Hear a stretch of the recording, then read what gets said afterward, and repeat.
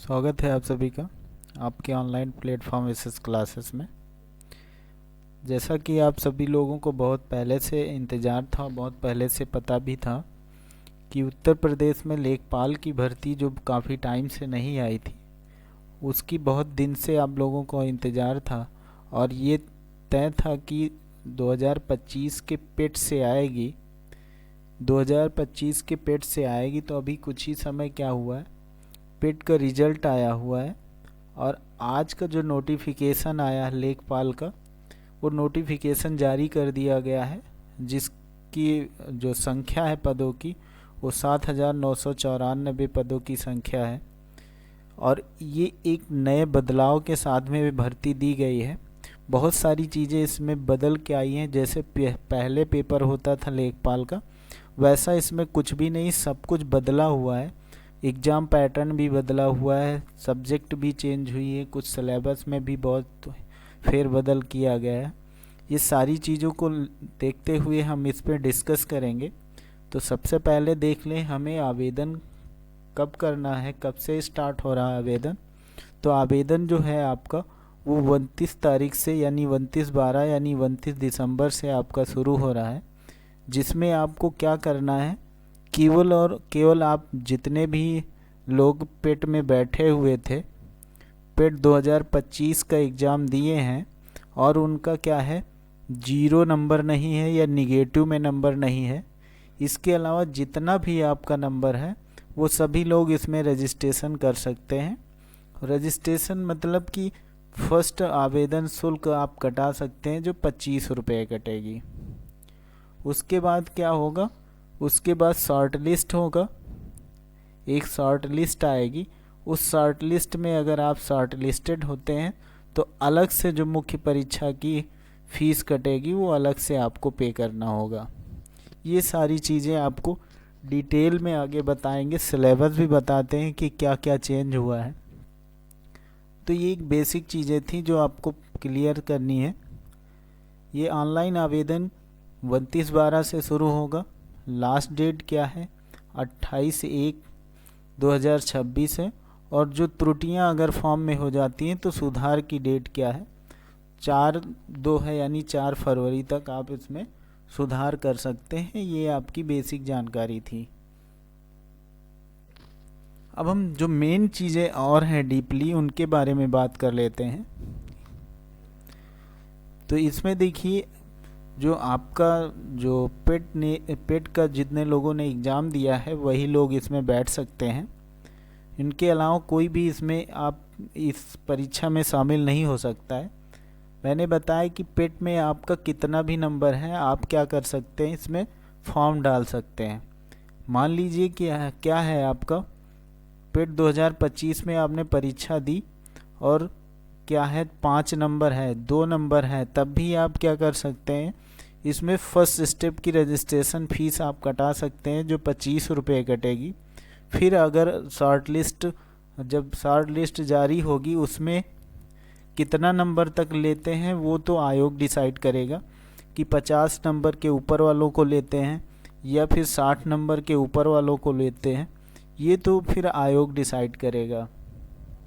ये दिया गया है, इसको आप डिटेल से पढ़ सकते हैं। ये कह रहा है कि लेखपाल मुख्य परीक्षा हेतु आवेदन केवल वही अभ्यर्थी ऑनलाइन आवेदन कर सकते हैं जो विज्ञप्ति पद हेतु वांछित अनिवार्य अर्हता धारित करते हैं।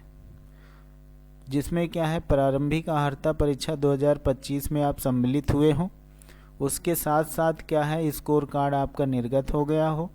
और मुख्य परीक्षा शॉर्ट लिस्ट के लिए क्या करेंगे, नॉर्मलाइज्ड स्कोर के आधार पर आपको मेरिट बेस में रखा जाएगा।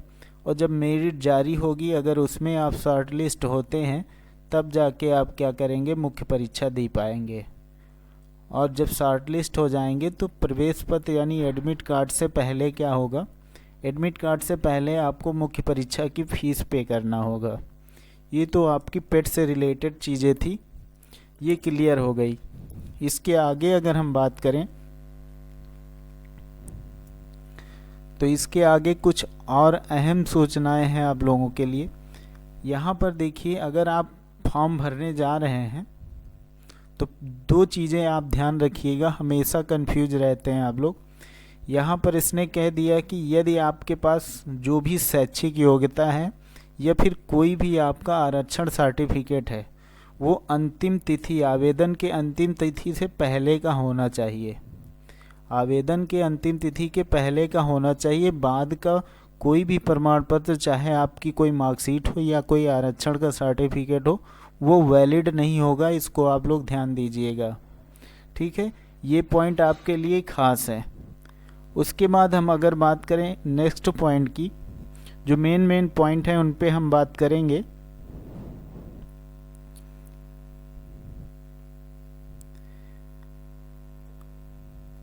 पॉइंट क्या है, 10 नंबर ऑप्शन पे हम देखते हैं क्या शुल्क आवेदन जो है, आवेदन की शुल्क सभी को, चाहे किसी भी कास्ट का हो, चाहे जर्नल का हो, ओबीसी कैंडिडेट हो, एससी हो या फिर एसटी हो, सभी को क्या है 25 रुपये का एडवांस फी यानी ऑनलाइन प्रक्रिया का फीस जमा करना होगा। उसके बाद आपको शॉर्ट लिस्ट किया जाएगा, तब आपके लिए मुख्य परीक्षा की फ़ीस जमा करनी होगी। ये लिखा हुआ है, पॉइंट देख सकते हैं। मुख्य परीक्षा है तो परीक्षा शुल्क का भुगतान केवल मुख्य परीक्षा है शॉर्टलिस्ट किए गए अभ्यर्थियों द्वारा ही अलग से किया जाना है। मुख्य परीक्षा हेतु शॉर्टलिस्ट किए गए अभ्यर्थियों को मुख्य परीक्षा हेतु निर्धारित परीक्षा शुल्क का भुगतान प्रवेश पत्र को डाउनलोड करने से पूर्व करना होगा। तो ये आपका क्या था, आपका आवेदन शुल्क के बारे में और शॉर्टलिस्ट कैसे होंगे लोग उनके बारे में है। तो शॉर्ट लिस्ट ऊपर से रैंक चलेगी, मैक्सिमम मार्क्स जिसका ये भी हो सकता है कि 90 हो, 85 हो, 75 हो, किसी से भी लेकर आपको क्या है कि यानी आपको आगे और बताएंगे कि कैसे इनको बुलाया जाएगा, कितने बच्चों को बुलाया जाएगा। तो आप लोगों को सबको पता भी होगा कि जितनी भी वैकेंसी होती है उनका 15 गुना या 20 गुना इसी तरह बुलाया जाता है। तो ये आपका था आवेदन शुल्क के बारे में। आवेदन संशोधन मैंने बता दिया है कि 4 फरवरी तक आप लोग संशोधन कर सकते हैं। EWS या अदर कोई भी आरक्षण सर्टिफिकेट के लिए भी मैंने बता दिया है कि यदि आपको बनवाना है तो लास्ट डेट क्या है आवेदन की, 28/1 है। इसी दरमियान में इससे पहले आप बनवा सकते हैं। उसके बाद का कोई भी सर्टिफिकेट आपके लिए एलिजिबल नहीं लेगा नहीं, एलिजिबल नहीं करेगा, आयोग उसको निरस्त कर देगा। तो इसको आप लोग ध्यान से देखिएगा। वैकेंसी की अगर बात करें तो मैंने बताया है अभी कि टोटल पद कितने हैं, 7,994 पद हैं। एक अच्छे खासे पद हैं, ये घट बढ़ भी सकते हैं और बढ़ने की उम्मीद ज़्यादा है क्योंकि काफ़ी टाइम से लेखपाल वैकेंसी नहीं आई थी, तो बढ़ने की उम्मीद भी ज़्यादा है। कि फिर भी 8,000 पद हैं लेखपाल के, काफ़ी अच्छे पद हैं जो कि एक अच्छी जगह अच्छी कही यानी कि अच्छी संख्या में कहा जा सकता है, पदों की संख्या है। इसके आगे जो नेक्स्ट हमारा पॉइंट है, ये सब मैंने आपको बता दिया कि अगर आपको कोई भी किसी भी प्रकार का आरक्षण अगर है तो उस आरक्षण का सर्टिफिकेट आप 28 जनवरी से पहले का बनवा सकते हैं। उसके बाद की कोई भी किसी भी प्रकार का सर्टिफिकेट आपका वैलिड नहीं होगा। एक चीज़ इसमें ये भी है कि तीसरी कंडीशन क्या है, अर्हता अगर देखें तो अनिवार्य क्या है, आपके पास इंटरमीडिएट होना चाहिए, 12th होना चाहिए या उससे समकक्ष कोई भी अन्य परीक्षा में उत्तीर्ण हो आप। ये आपके लिए क्या है, योग्यता है क्या है, 12th पास, ठीक है, 12th पास होना चाहिए। ये तो आपकी अलग से जो है आपको अधिभार मिलने वाले हैं जो आपको छूट प्रदान करेंगे। अगर एज की बात करें तो 18 वर्ष से लेकर 40 वर्ष तक के लोग फॉर्म इसमें डाल सकते हैं। चयन का आधार क्या होगा, लिखित परीक्षा, क्योंकि समूह ग की भर्ती है, इसमें कोई इंटरव्यू या मेंस ये कुछ होना नहीं है, सीधे भर्ती होनी है। और सीधी भर्ती मतलब जो परीक्षा मुख्य परीक्षा होगी, इसी मुख्य परीक्षा से आपको डायरेक्ट क्या होगा, चयन कर लिया जाएगा। और ये परीक्षा आपकी होती कितने नंबर की है, 100 नंबर की। कितने नंबर की, 100 नंबर की आपकी परीक्षा होगी। हर बार क्या होता था, सिलेबस को डिवाइड किया जाता था 25-25 नंबर में, 25-25 नंबर में डिवाइड किया जाता था। लेकिन इस बार सिलेबस पूरा बदल चुका है, सिलेबस को बहुत तरीके से डिवाइड कर दिया गया है, उसको ध्यान से आपको देखना होगा। तो ये हमारा क्या था, ये हमारा था चयन का आधार जो मैंने बताया, ये डिटेल में इस पीडीएफ में दिया भी गया है, उसको आप लोग देख लेंगे। ये आपका मुख्य परीक्षा का सिलेबस है। मुख्य परीक्षा के सिलेबस में अगर बात करें तो लिखित परीक्षा के अनुसार होगा, कुल प्रश्नों की संख्या 100 होगी, समय क्या होगा 2 घंटे, 2 घंटे में 100 क्वेश्चन आपको करने होंगे, और क्या होंगे, सारे क्वेश्चन ऑब्जेक्टिव होंगे, ये आप सभी को पता है। सिलेबस आपका क्या है, प्रश्नों की संख्या और अंकों की संख्या देकर डिवाइड किया गया है।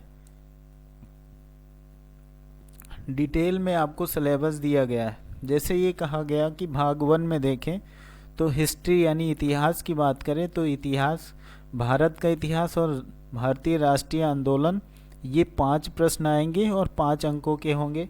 फिर आपको बात करें तो क्या है, पॉलिटी, जिसमें भारतीय राज्य व्यवस्था और भारतीय संविधान के बारे में बात करें तो 5 प्रश्न आएंगे। प्रत्येक प्रश्न 5 अंक का होगा, यानी प्रत्येक प्रश्न 1 अंक का होगा, यानी 5 प्रश्न 5 अंक के होंगे। फिर हम बात करें किसकी, भारत और विश्व का भूगोल, इसके भी 5 क्वेश्चन आएंगे। फिर इसके बाद बात करें भारतीय अर्थव्यवस्था एवं सामाजिक विकास, इसके भी 5 क्वेश्चन आएंगे। फिर ग्राम्य समाज और विकास, जिसे हम ग्रामीण प्रवेश कहते हैं, ग्रामीण प्रवेश से आपको 5 क्वेश्चन मिलेगा 5 नंबर का। उसके बाद राष्ट्रीय आंदोलन, राष्ट्रीय अंतर्राष्ट्रीय महत्व के समसामयिक घटनाएं, जिसे हम लोग कहते हैं क्या, करंट अफेयर्स, तो ये करंट अफेयर्स आपका 5 नंबर का आएगा। फिर आप साइंस में चले जाइए, ये भी 5 नंबर का आएगा। आपका पर्यावरण 10 नंबर का आएगा, 10 क्वेश्चन मिलेंगे आपको। फिर डीआई, जिसे हम लोग कहते हैं डाटा इंटरप्रिटेशन, तो डीआई भी आपकी 2 डीआई आएगा, ये समझ लीजिए 2 डीआई आएगा, जिसमें 5-5 क्वेश्चन दिया गया होगा, तो ये 2 डीआई आपको तैयार करने होंगे। तो ये 2 डीआई का मतलब ये आपके 10 क्वेश्चन हो जाएंगे। फिर आप हिंदी की बात करें, पहले क्या होता था, हिंदी अलग ही आती थी 25 नंबर की, लेकिन इस बार हिंदी क्या है, केवल 10 नंबर की हिंदी आएगी और 10 क्वेश्चन आएंगे। मतलब कि सिलेबस लगभग वही रहेगा, लेकिन आपका जो क्वेश्चन है वो उनकी संख्या कम हो गई है। मैथ को हटा दिया गया है, मैथ में आप जाइए तो ज़्यादा नहीं मैथ पढ़ना है, केवल डीआई पढ़ना है, 2 क्वेश्चन आएंगे। फिर आप आ जाइए सेकेंड पार्ट में, तो सेकेंड पार्ट में आपको कंप्यूटर पढ़ना है, उससे संबंधित करंट अफेयर्स पढ़ना है, ठीक है, उससे संबंधित करंट अफेयर्स पढ़ना है, कंप्यूटर के बारे में पढ़ना है। फिर पार्ट 3 में चलें तो उत्तर प्रदेश राज्य से संबंधित सामान्य ज्ञान यानी यूपी जीके पढ़ना है। यूपी जीके आपका सबसे ज़्यादा अंक का आ रहा है, 20 नंबर का यूपी जीके आ रहा है, यानी यूपी स्पेशल आपको पढ़ना होगा ज़्यादा विशेष ध्यान देके। और बाकी चीज़ें तो आपको एकदम डिफाइन कर दिया गया है कि कहाँ से कितना क्वेश्चन पूछेगा, कहाँ से कितना क्वेश्चन पूछेगा, एकदम फिक्स बता दिया है कि इतने से ही पूछेंगे। अदरवाइज क्या होता है, एक लिमिटेड दे दिया जाता है कि इतिहास से भारतीय इतिहास पूछेगा या फिर अंतर्राष्ट्रीय इतिहास पूछेगा, भारतीय भूगोल पूछेगा या अंतर्राष्ट्रीय या विश्व भूगोल पूछेगा। तो इससे क्या होता है, बहुत ज़्यादा कन्फ्यूजन होती है। जिससे ये क्या हुआ है, इसमें टॉपिक वाइज आपको डिवाइड कर दिया गया है, जिससे आपको बहुत ही सहूलियत मिलने वाली है, ठीक है। इसके बाद ये तो आपका सिलेबस हो गया डिटेल में, और जो आपके लिए मुख्य चीज़ें हैं ये आपको दिया गया है और भी डिटेल में, स्टेप बाय स्टेप की भारतीय इतिहास की सामाजिक, सांस्कृतिक, आर्थिक, राजनीतिक पक्षों की जानकारी होनी चाहिए। फिर भारतीय राष्ट्रीय आंदोलन, स्वतंत्रता आंदोलन, राष्ट्रीय अभ्युदय, स्वतंत्रता प्राप्ति के संबंध में ये सारी चीज़ें आपको दी गई। तो ये आपका क्या हुआ, डिटेल में आपको सिलेबस है जो पीडीएफ में दिया गया है, इसको आप पढ़ लेंगे। इसी के अकॉर्डिंग आप तैयारी करते हैं तो बहुत बड़ा सिलेबस नहीं है, है तो यही है। हिंदी में देखिए टोटल सब कुछ दिया गया, क्वेश्चन लेकिन 10 ही दिए गए हैं। ठीक है, सिलेबस पूरा चेंज है, इसको आप लोग ठीक से देख लीजिएगा। और उसके बाद अगर हम बात करें नेक्स्ट पॉइंट पे, जो इम्पोर्टेंट पॉइंट है आप लोगों के लिए इम्पोर्टेंट है, वो पॉइंट नंबर 10 पे देखें। ये कह रहा लिखित परीक्षा के संबंध में विशेष छूट जो यानी विशेष नोट जो दिया गया है। इसमें कह रहा है कि लेखपाल मुख्य परीक्षा की लिखित परीक्षा हेतु तो अभ्यर्थियों की शॉर्ट लिस्टिंग उनके प्रारंभिक परीक्षा 2025 के नॉर्मलाइज्ड स्कोर के आधार पर की जाएगी। प्रश्नगत विज्ञापन के अंतर्गत विज्ञापित पदों के सापेक्ष 15 गुना अभ्यर्थियों को बुलाया जाएगा। यानी 15 गुना अभ्यर्थियों को ही आपको क्या किया जाएगा, बुलाएगा।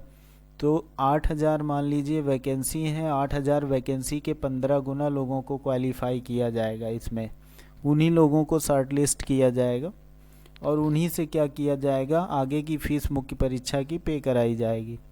अभ्यर्थियों के लिए महत्वपूर्ण अनुदेश 11 नंबर में, इसमें एक चीज़ बहुत ही खास है, वो चीज़ आप लोग देख लीजिएगा, बहुत ही इम्पोर्टेंट है, नहीं बाद में आपको दिक्कत होगी।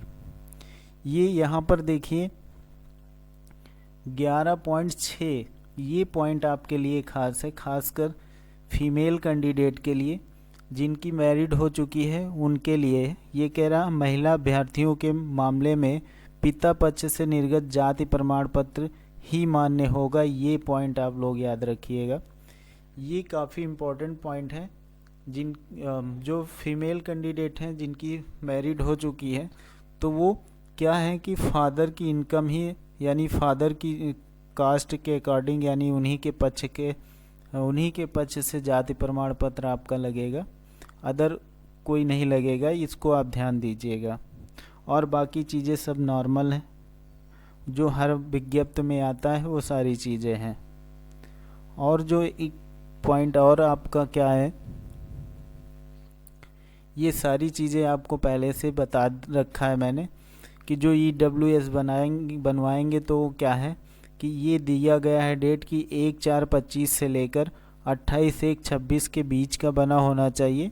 आवेदन तिथि के बाद का नहीं बना होना चाहिए, नहीं तो ये वैलिड नहीं होगा, इसको नहीं माना जाएगा, रिजेक्शन में डाल दिया जाएगा, यानी EWS के कैटेगरी से आपको हटा दिया जाएगा। तो ये कुछ चीज़ें थी जो आपके लिए इम्पोर्टेंट थी, खासकर आवेदन प्रक्रिया से लेकर के आपके सिलेबस और अन्य सभी चीज़ों को लेकर। तो आई होप ये सारी चीज़ें आप लोगों को समझ में आई होंगी। जो मेन पॉइंट हैं उन पे मैंने बात किया। आवेदन प्रक्रिया, आवेदन तिथि पर बात किया, अंतिम तिथि पे बात किया। सबसे ज़्यादा महत्वपूर्ण तो क्या है, आपका जो सिलेबस है वो चेंज हो गया है। ये संपूर्ण सिलेबस चेंज है, समझ लो। है तो वही जो आता है, GK GS आती है, मैथ है नहीं, हिंदी आती है, ग्रामीण प्रवेश आता है, कंप्यूटर इस बार ज़्यादा आ गया है, DI दे दिया गया है, डाटा इंटरप्रिटेशन दे दिया गया, 2 DI पूछा जाएगा। तो ये सारी चीज़ें आपकी बदल चुकी हैं। ये पूरा PDF आपको मिल ही जाएगा। आप चाहें तो आप जा सकते हैं UP SSSC की वेबसाइट से, आप इसको देख सकते हैं।